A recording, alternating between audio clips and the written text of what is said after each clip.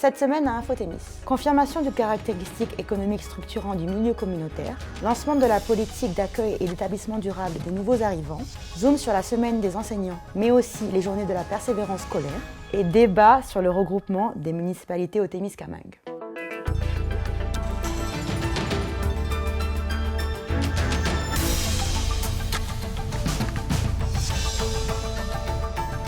Votre bulletin à Infothémis commence ici et maintenant. Bonjour à tous et à toutes. Pour commencer, Stéphanie Hein de la Corporation du développement communautaire du Témiscamingue nous parle d'une étude d'impact économique réalisée par la firme APECO. Je t'ai invité parce que la semaine dernière, on a donc reçu un communiqué qui nous parlait d'une étude indépendante qui confirmait le caractère économique structurant du milieu communautaire ainsi que l'ampleur de ses retombées économiques. Donc, qui est à l'origine de cette étude et quels sont les outils qui ont été utilisés ? En fait, c'est une demande de la Table nationale des corporations de développement communautaire du Témiscamingue qui a demandé à une firme qui a mené l'étude. Donc, ils ont vraiment sondé les corporations de développement communautaire du Québec. On est 67 corporations à travers le Québec. Et donc, c'est vraiment une étude là, sur les revenus, le nombre de membres, etc., là, qui a été faite, qui a été recensée là, dans les 20 dernières années. D'accord. Donc, vous avez fait la requête pour avoir cette étude et ça a pris combien de temps à obtenir les résultats? Ça a été quand même rapide. L'étude a été menée à l'automne dernier et on a eu accès aux résultats là, cet hiver. D'accord. Et au niveau des conclusions obtenues, que démontre l'étude au niveau de l'évolution du financement des CDC dans les années 2000? Ce que ça démontre, c'est que le financement des corporations de développement communautaire du Témiscamingue, pas du Témiscamingue, mais en fait de toutes les corporations de développement, ils n'ont pas nécessairement suivi l'inflation ou leur augmentation du nombre de membres. Donc, au final, ce que l'étude démontre, c'est que il y a un manque il y a un recul du financement, donc un manque à gagner. Donc, vraiment un sous-financement qui a été... Et il considère que c'est un chiffre qui est quand même conservateur parce qu'en fait, les corporations de développement, eux, augmentent leurs services. Mais ça, c'était pas nécessairement quantifiable. Donc, ils se sont vraiment fiés sur l'augmentation du nombre de membres et l'inflation. Et juste avec ces deux données-là, ils démontraient là, qu'il y avait un sous-financement. Et donc, quelles sont les conséquences principales de ce sous-financement? Bien, en fait, c'est ça, les corporations de développement communautaire, on offre du service aux organismes communautaires qui, eux, offrent des services directement à la population. Donc, vraiment, ça diminue notre capacité d'agir et on est vraiment les corporations de développement communautaire s'impliquent dans leur communauté, ils peuvent monter des projets en partenariat avec les organismes, donc ça diminue notre capacité d'agir. Tu sais, concrètement, au Témiscamingue, si on avait le financement qui était à la hauteur de ce qu'on demande, bien, moi, je suis la seule employée de la Corporation de développement communautaire, puis on passerait à 3 employés. Donc, ça ferait la création de 2 emplois, puis avec une équipe de 3, bien, c'est incroyable là, qu'est-ce qu'on réussirait à faire là, pour vraiment le développement de notre communauté. Et toi, travaillant tout seul, tu le ressens vraiment, ce sous-financement? Tu te sens limité dans tes agissements? Oui, parce que les champs d'intervention d'une corporation de développement communautaire sont vraiment larges. On peut vraiment s'impliquer, on peut offrir du service aux membres. On a 29 membres. J'ai 29 organismes communautaires membres. Donc, c'est certain qu'en étant une équipe de 3, on pourrait offrir encore plus de services à nos organismes. Et donc, l'étude démontre qu'investir dans le milieu communautaire est rentable socialement, mais également financièrement. Donc, qu'est-ce que ça veut dire concrètement? Oui, bien ça, c'est l'aspect qui est vraiment intéressant de cette étude-là parce que socialement, on le sait, en général, ça a même été reconnu par plusieurs études. On le sait, les organismes communautaires, elles s'impliquent dans le milieu, etc. Donc, le côté social, on le comprend. Mais le côté économique, on entend moins souvent parler. Et là, ça le démontre vraiment avec des chiffres qu'investir dans le communautaire, c'est aussi rentable. Et ça s'explique quand même assez facilement quand on y pense. C'est que, par exemple, les organismes communautaires, bien, ils investissent localement. La plupart ont des politiques d'achat local, mais même si on n'a pas de politique d'achat local, veut pas, les dépenses qu'un organisme communautaire font sont locales. Tu sais, je peux donner des exemples encore plus concrets. Des organismes communautaires, ils vont avoir des frais de déplacement pour leurs employés qui vont aller faire des interventions auprès de la population ou encore rembourser des frais de déplacement pour leurs participants pour qu'ils viennent à leur activité. Mais on dépense l'essence dans les stations d'essence localement. On veut organiser un repas. Pour nos participants, encore là, on va à l'épicerie, on va dans nos restaurants locaux, on veut faire la promotion de notre organisme communautaire, on va chez l'imprimeur, on va dans nos médias locaux, etc. Donc, vraiment, les dépenses des organismes communautaires, c'est vraiment au niveau local. Puis c'est pour ça que l'étude démontre vraiment clairement que c'est pour ça que ça a un impact plus grand que d'investir ailleurs dans d'autres secteurs de l'économie. Puis ce que la firme, elle expliquait, c'est que, par exemple, dans une industrie régulière, bien, ils peuvent aller faire des importations à l'étranger de machinerie ou etc. Bien, l'impact économique, elle ne sera pas local versus quand on investit directement dans le communautaire. D'accord.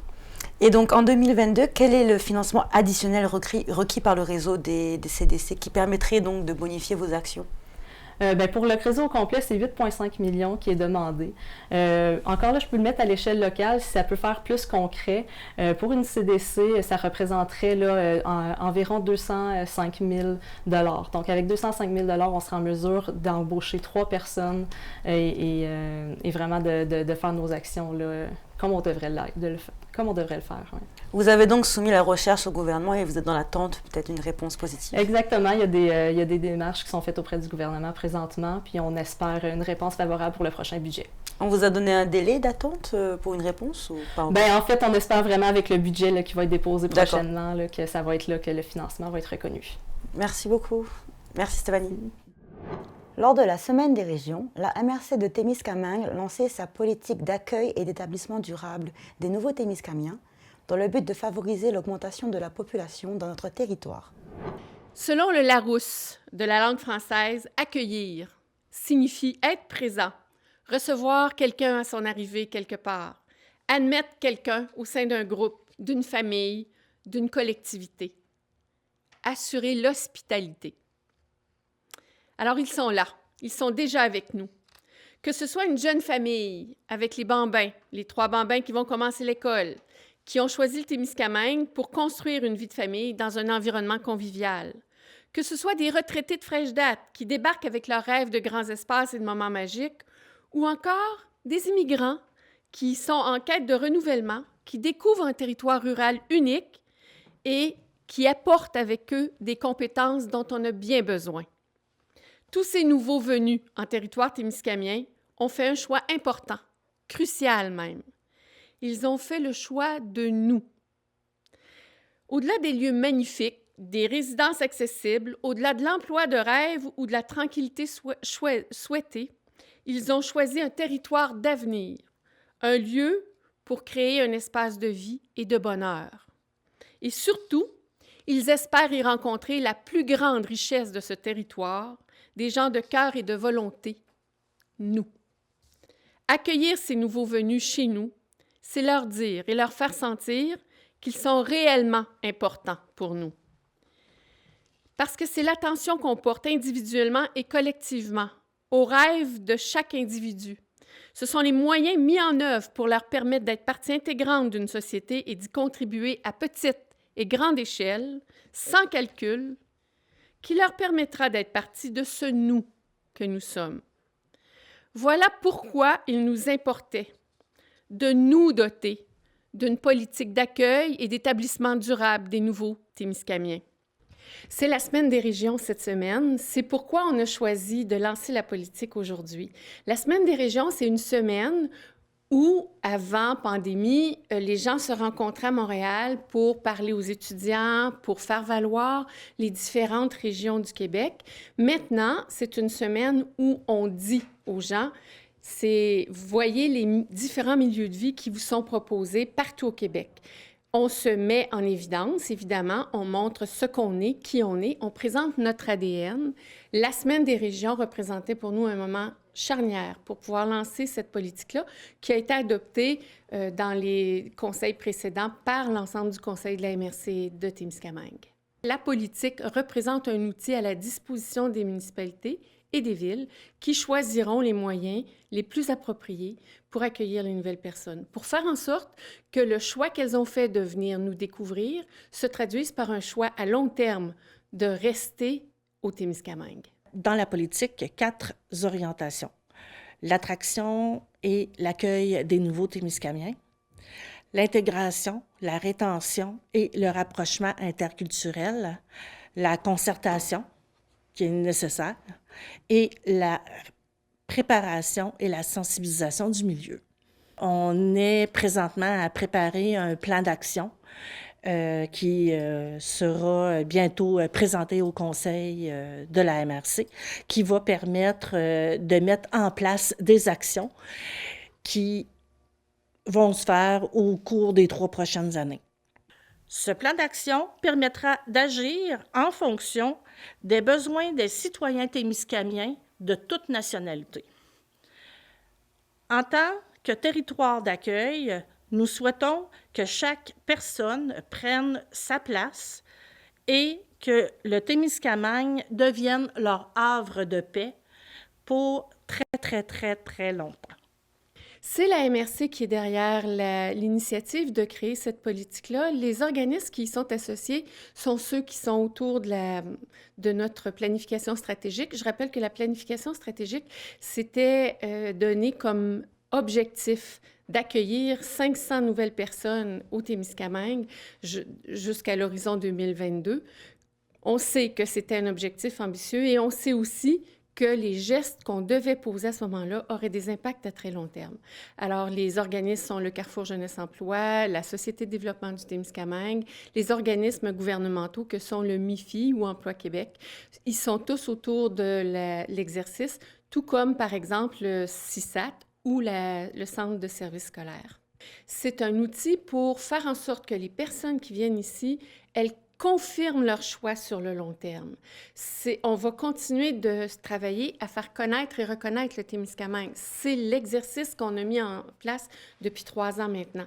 Mais au-delà de ça, quand les personnes arrivent ici, cet outil-là qu'on se donne aujourd'hui, qu'on lance aujourd'hui, permet d'accompagner tout ce qui entoure ces nouveaux arrivants-là et elle permet, cette politique-là, de faire en sorte que les gens qui étaient peut-être de passage ici, choisissent de planter, de s'enraciner sur le territoire, de vraiment choisir le territoire à long terme. C'est ce qu'elle fait, la politique. On est conscient que ça peut aider, que ce n'est pas l'outil ultime pour combattre la pénurie de main-d'œuvre, mais que c'est un des outils dans notre coffre à outils pour améliorer toutes les situations de main-d'œuvre au Témiscamingue. Pourquoi j'ai choisi la Abitibi-Témiscamingue plutôt qu'une autre région? À cause de ces grands espaces, à cause de la chaleur humaine. Vous n'êtes même pas encore arrivé que déjà, il y a toute une batterie de personnes, de volontaires, d'employés, de salariés qui vous accompagnent dans votre projet, qui vous présentent la région, qui vous présentent ce qui se fait sur place, qui vous présentent les ressources qu'il y a sur place en termes de personnes, en termes de structure. Et là, vous dites, vous n'êtes pas lâché dans la nature, vous êtes accompagné. L'accompagnement, c'est essentiel quand on entreprend un projet d'immigration. Donc, je suis fière, je suis contente, j'ai les yeux qui brillent quand je parle de cette MRC, j'ai les yeux qui sont joyeux, c'est un sentiment de fierté, d'appartenance. Pourtant, ça fait qu'1 mois que je suis là et je compte y rester et je vais bien y rester. À l'occasion de la Semaine des enseignants et des enseignantes, Réal Bergeron, professeur à l'UQAT et membre du groupe régional d'acteurs pour la valorisation des enseignants, nous présente leur action. Bonjour, professeur Réal Bergeron. Oui, bonjour. Je vous ai invité pour parler de la Semaine des enseignants et des enseignantes qui se déroule donc du 6 au 12 février. Est-ce que vous pouvez d'abord vous présenter? Oui, donc mon nom est Réal Bergeron. Je suis le directeur du module des sciences de l'éducation à l'UQAT et membre fondateur du GRAV, ce qu'on appelle le groupe régional d'acteurs pour la valorisation des enseignants. Et voilà, donc j'interviens dans ce groupe-là depuis sa création en 2018. D'accord. Et donc, quel est le rôle du GRAV? Le rôle du GRAV, bon, le GRAV réunit en fait on travaille en communauté stratégique avec les centres de services scolaires, le syndicat de l'enseignement et l'université. Donc, 3 professeurs de l'université, de même que le service des communications aussi à l'université qui siège aussi au comité. Donc, on a un comité élargi d'une vingtaine de personnes, entre 20 et 25 personnes, et un comité restreint qui se réunit à tous les mois pour, mon Dieu, je pourrais, pour actualiser le plan d'action qu'il s'est donné. En fait, le rôle du GRAV, c'est de travailler dans le contexte de la pénurie des enseignants, parce qu'actuellement, on vit un contexte difficile de pénurie d'enseignants et aussi d'attraction dans la profession enseignante en tant que telle, à l'université, là, chez nos étudiants. Donc, c'est difficile d'attirer dans la profession. Et le but du GRAV, le rôle du GRAV, c'est de faire face à cette réalité-là et de trouver des solutions pour que ça se passe mieux. Et donc, ce vaste projet de recherche-action dans les régions de l'Abitibi-Témiscamingue et du nord du Québec, vous avez donné un premier diagnostic en 2020. Quelles sont les actions prioritaires qui ont été ciblées et le plan d'action que vous avez développé? Oui, oui, très bonne question. En fait, oui, on a fait un diagnostic pour essayer de voir, de faire face à la réalité. En fait, on voulait savoir qu'est-ce qu'on pouvait faire mieux, à la fois à l'université, à la fois dans les centres de services scolaires, au syndicat, tout ça. Et l'idée de travailler en communauté stratégique, c'est important parce que, bon, bien qu'on ait chacune nos visions, hein, nos modes de fonctionnement, c'est important quand même de faire une prise de conscience de ce qu'on fait actuellement, puis ce qu'on pourrait mieux faire. Donc, ça, c'était ce qui nous a guidés là, dans l'élaboration du diagnostic. Alors, on a sondé une diversité d'acteurs, des directions d'établissement, des directions des ressources humaines, des directions des services éducatifs, des étudiants en formation, des diplômés, des enseignants décrocheurs, des étudiants au cégep, monsieur et madame tout le monde, qui a fait en sorte qu'on a eu un portrait, disons, assez précieux là, des réalités. Alors, il y a un certain nombre de choses qui ont émergé de ce diagnostic-là, évidemment, et c'est certain qu'on ne peut pas tout travailler en même temps. Alors, on s'est donné un plan d'action sur 2 années, un premier plan d'action sur 2 années, donc 2020-2022, et il y a un certain nombre d'axes qui ont été retenus. Alors, je vous les énumère en gros, là, les axes, le premier axe, c'est l'intérêt pour la profession. Donc, comment est-ce qu'on pouvait mieux diriger nos actions pour valoriser la profession enseignante, attirer les gens dans la profession comme telle et aussi les retenir parce que il ne suffit pas juste d'attirer des étudiants dans la profession, mais aussi de les retenir. Puis quand on sait qu'en première année, c'est toujours assez fragile, les étudiants, on a une déperdition, on a des démissions d'étudiants. Alors, une des actions qu'on a privilégiées, c'est l'insertion professionnelle, comment on pouvait accompagner tous ensemble, syndicats, centres de services scolaires, université, comment on pouvait accompagner nos étudiants depuis la première année jusqu'à la 4e année et ensuite faire la transition avec la réalité enseignante, là, donc le travail enseignant. Donc ça, c'est un des premiers axes qui nous occupe présentement. Un deuxième axe, j'en ai parlé un petit peu, c'est les transitions des finissants dans nos bacs avec les enseignants débutants. Comment on peut voir ensemble à mieux à mieux planifier une insertion professionnelle avec des programmes structurants, des programmes structurés dans les écoles. De toute façon, les centres de services scolaires mettent en place déjà des programmes d'insertion professionnelle. Alors, comment l'université, comment le syndicat peut contribuer aussi à accompagner là, les étudiants, les finissants dans ces transitions-là. Donc, on a fait d'ailleurs à l'automne, on a tenu une journée d'insertion professionnelle. C'est-à-dire une journée, c'est beaucoup dire, un 4 à 6 d'insertion professionnelle avec les étudiants de Rouen, avec les étudiants de Val-d'Or. Donc, on était à distance là, en vidéoconférence. Et ce qui est intéressant, c'est que le syndicat avait son mot à dire, les centres de services scolaires, l'université, puis comment tous ensemble, selon nos visions, selon nos réalités, on pouvait les accompagner, ces étudiants-là. Alors, c'était un succès, puis on veut répéter cette expérience-là cet hiver là, avec nos étudiants de première année, de deuxième, de troisième et de quatrième année. Le troisième axe, porte sur les conditions d'exercice du travail enseignant. Donc, on veut voir ensemble comment on peut mieux identifier la réalité et anticiper des actions qui permettraient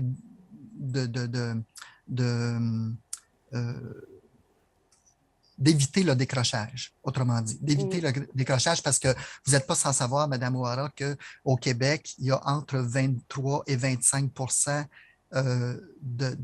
d'enseignants au début de leur profession, là, dans les premières années, dans les premiers 5 ans, qui vont décrocher. Alors ça nous occupe énormément. Ce n'est pas ces chiffres-là en Abitibi-Témiscamingue, là. N'allez pas croire ça, là. Mais au Québec, dans l'ensemble, c'est ça. Donc, on n'a pas les chiffres pour la région, mais on sait qu'il y a quand même des enseignants décrocheurs et on voudrait mettre en place des actions pour éviter, parce qu'on veut comprendre pourquoi ils décrochent de la profession. Donc, c'est un axe qui nous occupe également. Et le dernier axe, c'est la diffusion de nos résultats de notre recherche-action là, sur différentes plateformes, mais aussi dans des congrès, dans des colloques. On a rencontré les syndicats au national aussi. On a rencontré les centres de services scolaires. Il y a là aussi le département de valorisation de la profession enseignante au ministère de l'Éducation. Donc, on est en lien avec eux. On est en lien avec le ministère de l'Éducation pour faire état de nos résultats aussi. Et de leur faire prendre conscience qu'on a pris en main le dossier et qu'on est là pour trouver des solutions. Donc, et ça, c'était une première, en tout cas, à ma connaissance, c'était une première au Québec, là, que le fait d'avoir réuni autour d'une même table là, 3 entités qui, normalement, bon, oui, on a nos visions différentes, mais qui normalement travaillent plus en vase clos, je vais dire ça comme ça. Donc, le syndicat, c'est réalité, travaille avec ses enseignants, les centres de services scolaires, l'université avec nos étudiants. Et là, on s'est dit, pourquoi on ne travaillerait pas ça ensemble pour amener une forme de cohérence dans nos actions?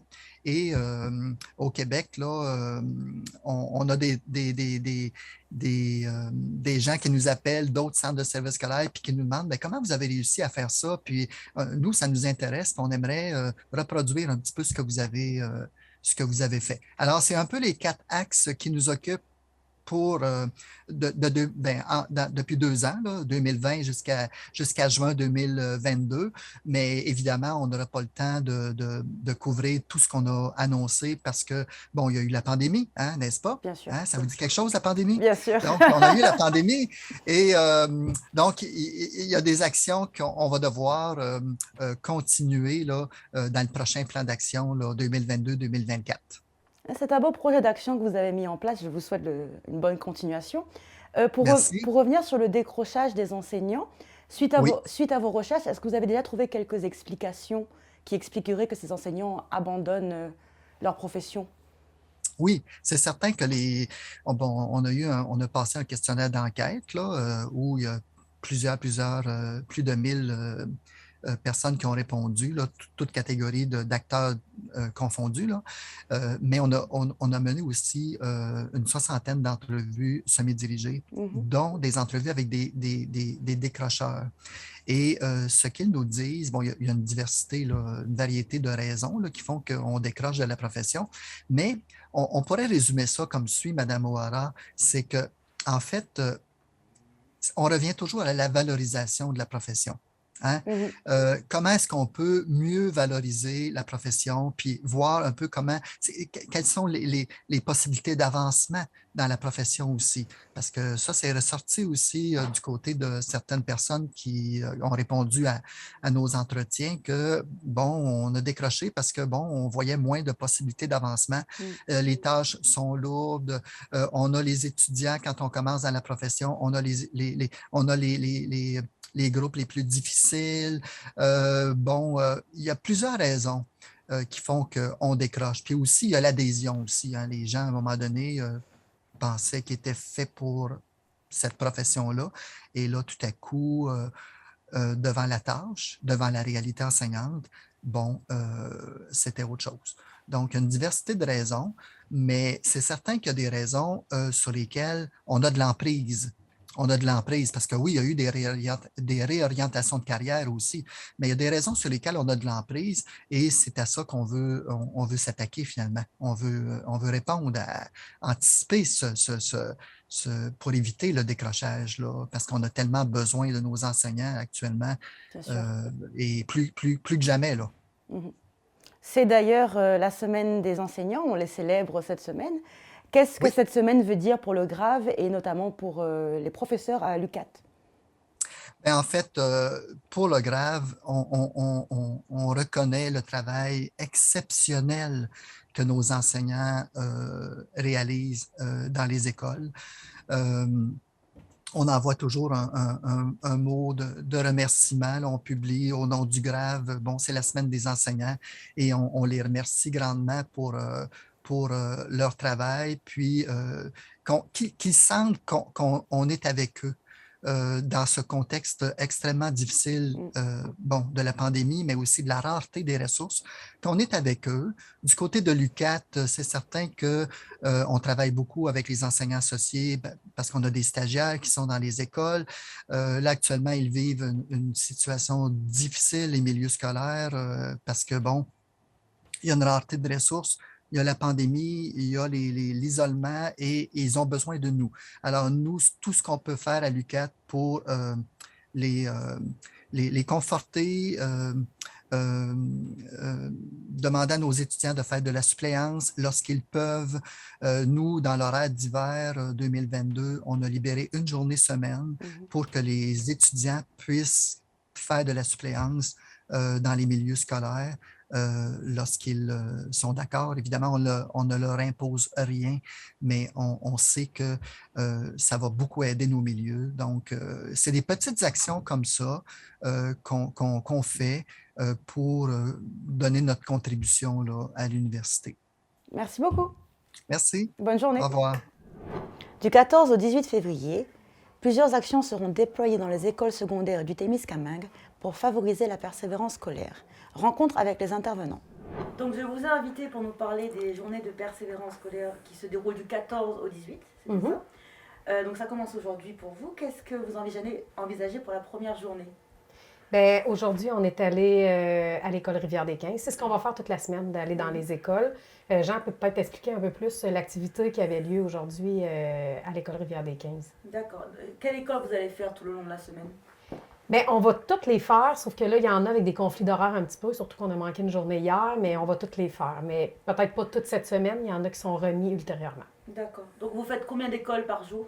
Une école par jour, parce qu'on fait juste les écoles secondaires. D'accord. Donc, secondaire, on en a juste 4 sur le territoire du Témiscamingue. Donc, vous vous déplacez tous les deux et qu'est-ce que vous faites sur place une fois arrivé? Je vais laisser Jean répondre pour ça. Bien, une fois sur place, qu'est-ce qu'on fait? C'est on a une activité de l'élastique pour être en équilibre. Fait que les élèves, les étudiants embarquent sur l'élastique, puis là, bien, c'est certain qu'ils tombent puis ils recommencent. Fait que c'est de là la persévérance. Donc, c'est de là qu'on fait. Physique. Physique, oui. D'accord. Oui, puis on donne des bonbons. on fait, Valérie, elle a une autre activité là, qui pourrait vous expliquer. Là, mais on rencontre les jeunes, puis... Et pourquoi ce petit symbole? Donc, qu'est-ce qu'il représente? Pourquoi le vert et le blanc? C'est le symbole de la persévérance scolaire. Le vert est la couleur de la persévérance qui avait été choisie. Les journées de la persévérance scolaire existent depuis 19 ans quand même, fait que ça date pas d'hier. Est-ce que vous pensez que c'est un problème qui est important au Témiscamingue, les enfants qui abandonnent l'école? Bien, je pense pas que c'est un problème, mais je pense qu'il faut toujours travailler sur la persévérance parce que c'est pas toujours un problème en soi, là. Mais oui, il faut travailler dès le jeune âge à l'aube de l'âge adulte là, pour garder toujours les jeunes dans la motivation, dans la persévérance. Ça a plusieurs formes de persévérance, c'est pas juste les notes scolaires, là. Pourquoi vous visitez que les écoles secondaires et pas les autres? Il y a des activités qui sont prévues aussi dans les écoles primaires, mais nous, on ne se déplacera pas cette semaine dans les écoles, mais on a envoyé des pommes à tous les élèves de toute la commission scolaire, là. Fait que c'est à peu près, si je ne me trompe pas, c'est 1920 pommes qui ont été envoyées. On a aussi envoyé aux professeurs du primaire des certificats à remettre aux élèves. Au secondaire, même chose. On a fait beaucoup d'activités pendant la semaine pour justement que les élèves félicitent les jeunes, qu'il y ait une note là-dessus. Est-ce que ça a été beaucoup de préparation cette année pour ces journées? Pour vous deux? Ben moi, il faut que je sois honnête, là. J'ai rentré en poste là seulement 3 semaines. C'est ma troisième semaine. Donc, je suis arrivée dans le bain. C'est sûr. Oui. Et pour vous? Moi, je suis là depuis le début de l'année scolaire. Puis avec les promotions qu'il y a au niveau provincial, tout ça, parce que Valérie n'a pas parlé tantôt, mais demain, pour le 5e puis 6e année, et secondaire 1 et 2, le joueur de football, Laurent Duvernay-Tardif, va faire une présentation sur web urinaire. Puis les élèves vont se joindre à lui, vont lui poser des questions et tout ça. Fait que les classes s'inscrivaient. Puis c'est demain après-midi. D'accord. Ça sera où demain après-midi? C'est dans les classes. D'accord. Lui, dans les classes, ils vont recevoir un code, puis ils vont pouvoir se brancher là, sur la conférence de Laurent. Puis Laurent, lui, il va amener des invités avec lui pour parler aussi, là. Est-ce que vous vous sentez prêt à rencontrer les enfants et à interagir avec eux? Vous êtes motivé? Excité de les rencontrer? Moi, oui. Ouais. Je les rencontre. C'est des jeunes que je rencontre pendant l'année parce que je travaille sur leur motivation scolaire. Donc, je les rencontre. Mais là, aujourd'hui, comme à Rivière-des-Quinze tantôt, on a vu l'ensemble des étudiants qui... fait que c'est des élèves qu'on connaît ou qu'on suit. Est-ce qu'ils étaient ce matin donc contents de vous voir, Oui. de leur réaction? Oui, puis ils ont très bien participé. D'accord. Oui, c'était bien le fun. Fait que demain, on va à la Tulipe. Puis jeudi, à l'école Marcel Raymond-Lorrainville. L'école de Témiscamingue, ça va être un petit peu plus tard, parce qu'on a eu des problèmes là, de date. Là. Mais on va faire la même chose. Vous bougez un peu partout. Oui, on fait le tour du Témiscamingue. L'école des écoles des adultes aussi. D'accord. Donc, on va aller dans les écoles des adultes un petit peu plus tard. Puis, Et donc, combien de temps dure l'intervention dans chaque école? Une matinée, quelques heures? c'est l'heure du dîner. Ok. Entre les cours. Oui, c'est ça. C'est une heure, dans le fond. D'accord. Pour l'activité de persévérance. Mais moi, dans mon travail, je vais dans les écoles toutes les semaines. J'ai une école à tous les jours. Là. Mais c'était votre première fois à participer aux journées... Pour la journée de persévérance, oui, en tant qu'intervenant jeunesse, oui. D'accord. Vous pensez que vous allez renouveler l'expérience? Oh oui, bien sûr. Ça vous plaît? Ça, moi aussi, je suis persévérant. Oui, c'est sûr. Oui. J'aime bien l'idée de l'élastique. Comment ça vous est venu? Pourquoi on avait l'objet dans nos locaux au Carrefour. Puis la directrice, Hélène, a dit qu'il faudrait bien l'utiliser puis le faire optimiser. Fait que persévérance, tomber, se relever, tomber, se relever. C'est de la persévérance. Donc, vous les avez trouvés persévérants ce matin? Oui, assez.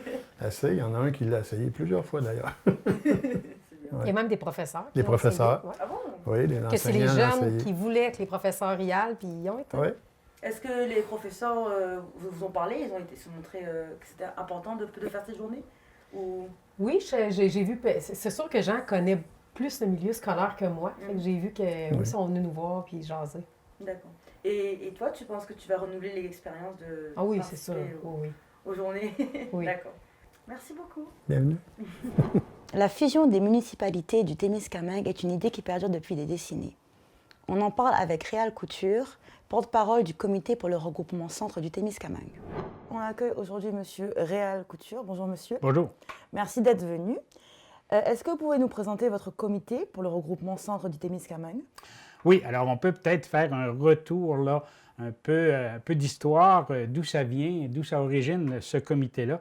Alors, il faut signaler que vers la fin 2020, la ville de Ville-Marie avait à ce moment-là confié un mandat au consultant, M. Arnaud Varolin, pour faire une étude portant sur les services municipaux de Ville-Marie et du Hamel-Ouest. Ville-Marie, en fait, cherchait à trouver des solutions à la problématique souvent qui était apportée là, sur la difficulté au niveau des ententes intermunicipales, de regarder un petit peu plus loin quelles seraient des perspectives éventuellement de développement. Et en décembre 2020, à ce moment-là, à la demande de M. Varolin, il y a eu la formation d'un comité aviseur. Au départ, ça s'appelait un comité aviseur. Et là, Ville-Marie, à ce moment-là, a invité diverses personnes de diverses sphères d'activité pour apporter leurs compétences, pour apporter leur expertise, leur vision du territoire, dans le fond, pour soutenir le travail de réflexion du consultant, M. Varolin. Bon, début 2021, on se rend compte, bien sûr, que le débat est entre Ville-Marie et du Hamel-Ouest, alors on demande d'y ajouter, bien sûr, des membres de du Hamel-Ouest. Donc, se greffent au comité de nouveaux membres qui viennent du Hamel-Ouest. En avril 2021, 22 avril précisément, on rencontre le conseil municipal de du Hamel-Ouest, justement pour leur faire part de notre démarche au niveau du comité. Et lors de cette rencontre-là, on se rend compte que du Hamel-Ouest, à ce moment-là, a véritablement des réticences là, au niveau d'un recoupement possible avec Ville-Marie. Et en mai 2021, à ce moment-là, M. Varolin nous souligne, nous amène une proposition qui a été adoptée au conseil municipal de 2019 du côté de du Hamel-Ouest où ils manifestaient là, leur intérêt à participer à une étude au niveau d'un regroupement, mais plus large. On parlait à ce moment-là d'un regroupement au niveau du centre du Témiscamingue. Donc là, ça élargissait à ce niveau-là le débat et à ce moment-là, il y a eu l'adhésion des municipalités de Lorrainville, de Fabre et de Ville-Marie qui étaient en accord à ce type de démarche-là. Et c'est à ce moment-là que le comité va porter donc une réflexion plus large là, sur un possible regroupement. Donc, on ne parlait plus simplement d'un regroupement entre Duhamel et Ville-Marie, mais possiblement un regroupement avec diverses municipalités du centre du Témiscamingue. En juin 2021, M. Varolin donc, termine son étude. Il y a conférence de presse. On présente les résultats de cette étude-là. Je vous souligne d'ailleurs que si vous voulez avoir le contenu complet de l'étude, elle est sur le site du comité du regroupement centre du Témiscamingue où on peut consulter donc cette étude-là. Mais en gros, les résultats de cette étude-là, ça démontrait qu'il y avait beaucoup plus d'avantages à aller vers un regroupement que vers des ententes intermunicipales à ce niveau-là. Et on soulignait aussi un élément important parce que souvent, c'est ce que les gens nous amènent en première question. Là. Bon, nos taxes municipales vont augmenter si on s'en va vers ça. Et à ce niveau-là, chiffre à l'appui, il a été démontré qu'il n'y aurait pas d'augmentation de taxes municipales pour les gens de du Hamel-Ouest, les citoyens et citoyennes de du Hamel-Ouest.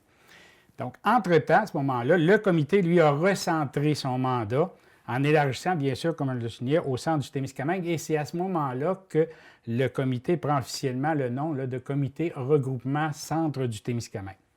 Et à ce moment-là aussi, on signifie très clairement qu'on veut devenir une entité propre, une entité autonome et qui ne comprend que des membres citoyens au niveau du comité.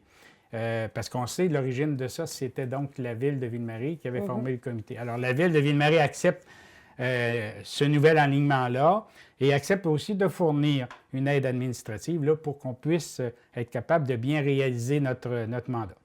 Donc, on veut s'éloigner clairement du politique là, pour nous permettre effectivement de dépolitiser ce débat-là et le porter auprès des citoyens. Notre objectif, c'est en fait de faire le pont là, entre les conseils municipaux et les citoyens. On veut en fait susciter, animer, favoriser un débat citoyen là, qui porte sur l'avenir du centre du Témiscamingue. On souhaite travailler sur une vision commune là, qui nous permettrait de développer un projet de société qui serait porteur pour l'avenir du centre du Témiscamingue et de nos collectivités. Et bien sûr, pour y arriver, il faut à ce moment-là qu'on soit capable d'unir nos forces et nos ressources là, pour offrir de meilleurs services. C'est un petit peu les objectifs ou les orientations que le comité se donne. Alors, le 10 juillet 2021, c'est à ce moment-là que le comité demande à la municipalité de Ville-Marie de faire parvenir une résolution au ministère des Affaires municipales et de l'Habitation du Québec pour qu'il puisse effectuer une étude technique là, qui toucherait les municipalités de Lorrainville, Fabre, Ville-Marie et Duhamel-Ouest. À ce moment-là, le ministère confirme donc ce mandat-là et est prêt donc à rencontrer les municipalités dès septembre. Et là, les 4 conseils municipaux commencent à s'organiser là, dans le but, effectivement, de participer à cette rencontre-là. Peut-être juste souligner pour les gens qui ne savent pas le traiter de façon très précise où ça nous mène, cette étude-là. Alors, les objectifs de l'étude qui sont effectués, dans le fond, parce que ce n'est pas les premières, du côté du ministère des Affaires municipales, c'est de poser un regard sur les aspects socio-culturels, économiques et géographiques, de même que politiques, là, qui sont à considérer, d'examiner bien sûr les impacts financiers et fiscaux qu'aurait un regroupement, bon, notamment bien sûr, comme on le soulignait tout à l'heure, sur la charge fiscale des contribuables, identifier les principaux enjeux d'un regroupement, présenter des prévisions budgétaires éventuellement d'une nouvelle municipalité et fournir aux autorités municipales un cadre pour évaluer l'opportunité de procéder à ce genre de regroupement-là. Ce qui est très, très important à rappeler, et souvent c'est ce qu'on veut faire ressortir aussi, c'est que ce genre d'études-là, c'est gratuit, donc il n'y a pas d'investissement demandé au niveau des municipalités. Et deuxièmement, ce qui est très important, les résultats de cette étude-là n'engagent en rien les municipalités. Donc, après les résultats de l'étude, les municipalités peuvent en faire ce qu'ils veulent. Donc, ça, c'est vraiment important à comprendre. Alors, le 11 août 2021, après que la demande ait été faite en juillet, surprise, la municipalité du Duhamel-Ouest se questionne sur la démarche et à ce moment-là se retire pour l'instant. La conséquence, bien sûr, c'est que tout est bloqué à ce niveau-là. Le 16 septembre, le comité organise une rencontre citoyenne pour expliquer sa démarche. Là, on fait une rencontre citoyenne à Lorrainville. On est à peu près une 50aine de personnes. Et là, on a pu expliquer très clairement la démarche à ce niveau-là. Et le 17 septembre, on signifie que le comité se met en mode pause là, parce que c'est la période électorale. Et notre objectif, on l'a souligné tout à l'heure, c'est bien sûr de dépolitiser ce débat-là. Donc, on ne veut pas s'intégrer à l'intérieur de cette campagne. Le 7 novembre, les élections municipales, le nouveau maire de Duhamel-Ouest, M. Cardinal, déclare le soir des élections qu'il allait respecter la résolution de 2019. Cette résolution-là là, qui disait qu'il serait favorable à travailler sur un regroupement centre du Témiscamingue. Début 2022, excusez, à nouveau, il y a un volte-face du maire de Duhamel-Ouest qui ne souhaite plus participer à l'étude, mais qui désire poursuivre les rencontres entre les maires et les conseils municipaux. Dans ce cadre-là, le comité, lui, avait déjà prévu organiser une rencontre des différents conseils municipaux pour faire le point. Et donc, on prévoit organiser cette rencontre-là. Et, encore là, une autre surprise, Duhamel-Ouest nous répond qu'il ne veut pas participer, qu'il ne veut pas participer à cette rencontre-là. Février 2022, à ce moment-là, 67 citoyennes et citoyens de Duhamel-Ouest déposent une lettre demandant au conseil municipal de reviser leur position et de participer à l'étude. Le 8 février, Duhamel-Ouest émet un communiqué pour signaler qu'ils sont contre tout possible regroupement à ce niveau-là. Alors, le comité, lui, réplique en émettant un communiqué demandant au conseil municipal de respecter la demande des 67 citoyennes et citoyens de participer à l'étude. 9 février, conseil municipal de Duhamel-Ouest, et à ce moment-là, ils adoptent une résolution abrogeant celle de 2019 et se positionnent donc contre tout possible regroupement. Voilà donc la réponse qu'on donne aux citoyennes et citoyens, alors qui ne demandaient, dans le fond, eux, non pas de se de parler de regroupement, mais simplement de participer à l'étude. Donc, c'était simplement cette demande-là qui était faite. Alors, voilà, ça fait un peu le tour de tout le contexte dans lequel le comité a évolué là, pendant cette période de temps-là. Donc, nous, actuellement, on est à finaliser le recrutement et bientôt, on va annoncer là, l'arrivée du nouveau comité avec une représentativité équitable là, des 4 municipalités concernées, c'est-à-dire Lorrainville, Fabre, Ville-Marie et Duhamel-Ouest. Pour nous, malgré le refus du conseil municipal de Duhamel-Ouest, on souhaite bien sûr poursuivre le débat citoyen. C'est une résolution du conseil municipal, donc c'est une résolution politique, mais nous, par contre, on veut continuer à faire le débat auprès des citoyennes et citoyens. Simplement se rappeler que ça fait déjà depuis quelques décennies là, que les différents maires concernés se rencontrent avec leur coffre d'outils personnels et leur plan personnel pour essayer de développer des orientations au niveau du centre du Témiscamingue. Et force est de constater que rien de concret n'est sorti de ces échanges-là. Alors nous, ce qui est important, c'est donc, comme on le souligne souvent, de dépolitiser le débat et de proposer qu'on se dote d'un coffre d'outils et d'un plan commun qui serait en fait l'étude du ministère des Affaires municipales.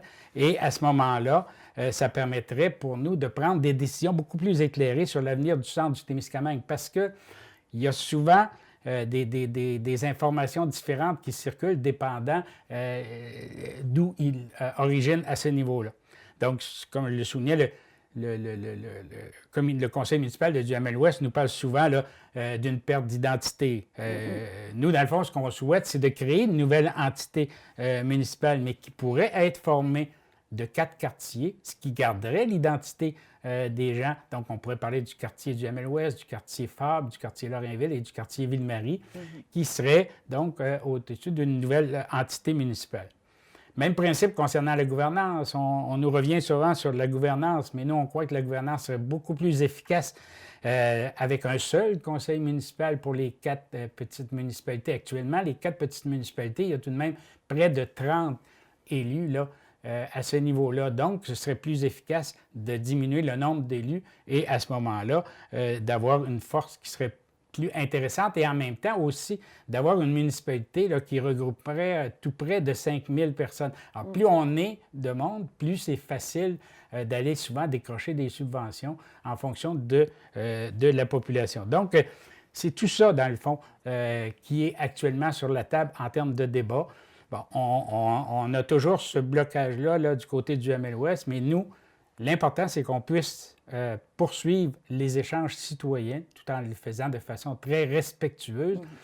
Et un élément qui est important aussi à saisir, parce que ça nous arrive souvent que les gens nous posent la question, oui, mais si Duhamel-Ouest ne veut pas continuer, la problématique est très importante à comprendre. C'est que Duhamel-Ouest, la municipalité de Duhamel-Ouest encercle le Ville-Marie. Donc, si on part de Ville-Marie pour aller vers Lorrainville, vers Fabre ou vers Saint-Bruno-de-Gueil, il faut passer dans la municipalité du Duhamel-Ouest. Donc, il n'y a pas de possible regroupement sans que Duhamel-Ouest soit là parce qu'on ne peut pas franchir une municipalité, se fusionner, se regrouper avec une autre. Donc, c'est un élément qui est important à comprendre dans le débat. Mais le maire de Duhamel-Ouest a donc fermé totalement la porte à la fusion présentement. Je suppose que le comité n'était pas surpris, vu que la chronologie des événements que vous avez présentés montrait qu'ils étaient d'accord, puis ils revenaient sur leur position. Vous n'étiez pas surpris de ce refus au final Non, bien sûr, mais déçu, il faut l'admettre, parce qu'il y avait eu un certain nombre de démarches préalables qui avaient été faites comme objectif, bien sûr, d'arriver à ce que Duhamel-Ouest revise sa position. Et toujours sur le même principe du fait que ce que nous voulons actuellement, ce n'est pas qu'on débatte de regroupement, mais bien qu'on permette simplement de réaliser une étude pour voir si c'est avantageux de faire ce type de regroupement-là. Donc, on n'en est même pas là à la question fondamentale de savoir est-ce qu'on doit se regrouper. On est simplement à se dire, est-ce qu'on peut se donner un outil commun, qui est l'étude du ministère des Affaires municipales, qui nous permettrait ensuite de débattre de la question et d'avoir ensemble les mêmes données pour être capable d'avancer dans ce dossier-là. Mais étant donné qu'ils ne souhaitent pas participer à l'étude, pourquoi ce refus, vu que ça ne devrait les engager en rien? Oui, c'est ça. C'est effectivement aussi la question que nous, on se pose. Et en fait, l'argumentaire qui est sorti, c'est un peu ce que je ressortais tout à l'heure, c'est les citoyens sont inquiets d'une augmentation possible de taxes. L'étude de M. Varolin, l'étude technique de M. Varolin démontre clairement avec les chiffres à l'appui qu'il n'y aurait pas d'augmentation de taxes. On nous revient bien sûr sur la question que les gens veulent, et ça c'est tout à fait humain, tout à fait normal de garder leur identité, l'identité donc d'un citoyen de Duhamel-Ouest. C'est pour ça qu'on parle de ce genre de regroupement, comme ça s'est fait à Rouen, ce genre de regroupement-là permet de garder les identités municipales simplement en parlant de quartier. Donc, à ce moment-là, Duhamel-Ouest pourrait rester comme un quartier comme Ville-Marie, comme Lorrainville, comme Fabre. Et l'objectif, ce n'est pas de se regrouper autour de Ville-Marie. L'objectif, c'est qu'il y a 4 municipalités qui ont des forces, des ressources. On voudrait mettre ça en commun et créer une nouvelle entité formée de ces 4 municipalités-là. Donc, c'est ça. Ça, c'est un élément important. Et bien sûr, on parle de gouvernance, mais nous, on pense que la gouvernance serait plus simple, plus facile, avec moins de gens et plus efficace à ce moment-là au niveau de ce genre de regroupement-là. Mais encore là, ce sont les réflexions que le comité a fait, mais le comité se dit aussi prêt à toute autre éventualité dépendant des résultats de l'étude. Si les résultats de l'étude démontraient que, dans le fond, ce sont des ententes intermunicipales qui sont plus intéressantes qu'un regroupement, bien, on aurait là les éléments et les données pour pouvoir en discuter. Mais actuellement, on n'a rien là, qui nous permet d'avancer. Rien. On a quelques données, mais rien concrètement actuellement qui nous permettent d'avoir des orientations communes pour débattre de la question. Et parmi les membres du comité, est-ce que vous avez des citoyens qui sont résidents à Duhamel-Ouest, justement? Oui, oui. Et qui sont en faveur de ce regroupement? Ah oui, c'est sûr. Oui. Donc, actuellement, comme je le disais, on va annoncer bientôt là, que le comité se restructure avec des représentants de chacune des municipalités. Notre objectif, c'est d'aller chercher dans chacune des municipalités 4 représentants. Donc, on a actuellement des représentants du côté de Lorrainville. Duhamel-Ouest a ses 4 représentants. Ville-Marie a 4 représentants. Il nous reste donc à compléter du côté de Fabre. Mais effectivement, oui. Et comme on le soulignait là, dans la démarche qui a été entreprise, il y a tout de même 67 citoyennes et citoyens de Duhamel-Ouest qui ont signé la lettre demandant à la municipalité de Duhamel-Ouest de reviser sa position et de participer à cette étude-là. Donc, ça veut dire qu'il y a déjà des citoyens et citoyennes qui sont conscients là, que pour être capable d'avancer dans ce débat-là, il faut se doter de données crédibles. Vous êtes présentement, on va dire le mot bloqué.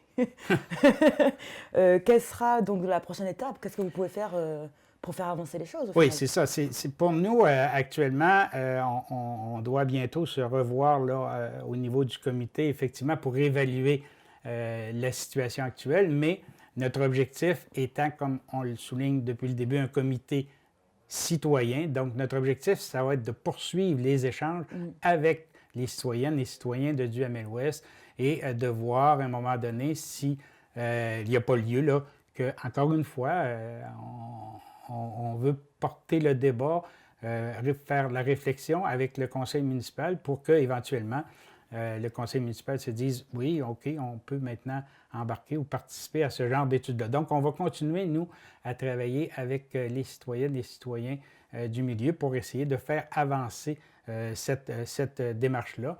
Et éventuellement, bien sûr, parce qu'on le soulignait là, dans les objectifs du comité, on est toujours prêt aussi à faire des échanges avec le conseil municipal de Duhamel-Ouest. L'objectif, c'est de faire le pont entre les conseils municipaux et les citoyens au niveau du comité. Donc, on garde cette piste-là aussi. Mais pour nous, tout est encore ouvert et on veut continuer cette démarche-là qui est très importante. C'est un débat qui dure depuis des décennies maintenant, on en a parlé beaucoup. Est-ce que vous pensez que les choses avancent depuis toutes ces années? Ça fait 20 ans, 30 ans qu'on en parle. Est-ce que vous avez vu du progrès avec toutes ces années? Bien, nous, on pense qu'actuellement, là, avec les différentes étapes là, qui sont franchies, oui, il y a des choses qui avancent. C'est sûr que historiquement, entre Ville-Marie et Duhamel-Ouest, c'est pas toujours été facile au niveau des ententes, des échanges et tout et tout. Donc, c'est d'ailleurs pour ça que l'objectif qu'on s'est donné, c'était d'arriver à dépolitiser ce débat-là et de l'amener sur la place publique, de l'amener avec des échanges citoyens et citoyennes. Et c'est un peu la démarche aussi. Quand on aura les résultats de cette étude-là, le suivi de ça va continuer au niveau du comité. Le comité a comme objectif, comme on le signalait, d'aller animer les débats. Et à ce moment-là, on le fera avec les citoyens. Là, l'objectif, c'est d'avoir des données précises. Quand on aura ces données-là, le débat, après, il va devenir humain. Et il va devenir entre les gens. Et les gens peuvent très bien dire, oui, des données techniques peut-être démontrent que c'est intéressant le regroupement, mais nous, on aimerait mieux garder notre petite municipalité. Et ça permettra de faire les débats, mais ça va permettre de les faire avec des données qui sont crédibles et précises et qui nous permettent d'avancer. Et en ayant les mêmes données, parce qu'actuellement, certains ont des données, comme on le signalait tout à l'heure, Duhamel-Ouest dit, bon, on a une crainte sur l'augmentation du fardeau fiscal des contribuables. L'étude de M. Varonin démontre qu'il n'y aurait pas de hausse de taxes du côté des contribuables. Donc, qu'est-ce qui se passerait à Lorrainville, Fabre, Ville-Marie? Donc, c'est d'être capable de tout mettre ça en commun et de permettre après de faire des échanges avec ces données-là. Parmi les membres du comité qui habitent donc dans les autres municipalités comme Lorrainville ou Fabre, qu'est-ce qu'eux, ils en pensent justement? Parce que, comme vous l'avez dit vous-même, on est enclavé, on est entouré par Duhamel-Ouest. Qu'est-ce qu'eux, ils en pensent de ce refus, vu qu'eux, ils sont de l'autre côté? Oui, d'ailleurs, comme je le soulignais, actuellement, le comité a fonctionné beaucoup avec des membres de Ville-Marie et Duhamel-Ouest. Donc là, graduellement, va se greffer au comité des gens de Lorrainville, de Fabre. Alors, on va pouvoir effectivement, dans les semaines qui viennent, aller porter ce débat-là avec ces gens-là aussi, d'amener la réflexion avec ces personnes-là. Mais actuellement, il est plus centré, là, Ville-Marie, Duhamel-Ouest. Mais c'est l'objectif, comme je le signalais, que d'ici quelques semaines, là, le comité ait pris une nouvelle allure et à ce moment-là, on va pouvoir permettre officiellement et publiquement d'annoncer là, la formation du nouveau comité et comment ça va fonctionner. Et actuellement, combien de citoyens sont membres du comité? Bon, actuellement, il y a des citoyens de Ville-Marie et de Duhamel. On est 6 personnes actuellement. L'objectif, comme je le signalais, c'est on vise une représentativité donc de 4 citoyens et citoyennes par municipalité, ce qui amènerait donc un comité de 16 personnes. Là, et on se doterait à ce moment-là de mécanismes, là, une structure pour être capable de bien fonctionner, parce que pas 16 personnes, c'est quelque chose à faire fonctionner. Et surtout qu'actuellement, on doit fonctionner par des méthodes plus en team ou en Zoom. Donc, on a hâte de pouvoir aussi être capable de se retrouver en présentiel et d'avancer ces débats-là. C'est sûr. Mais, merci beaucoup, M. Réal-Couture, pour cet entretien. Merci. Merci beaucoup d'avoir regardé notre émission. Un nouvel épisode d'Infotémis est disponible chaque semaine. Je vous dis à très bientôt.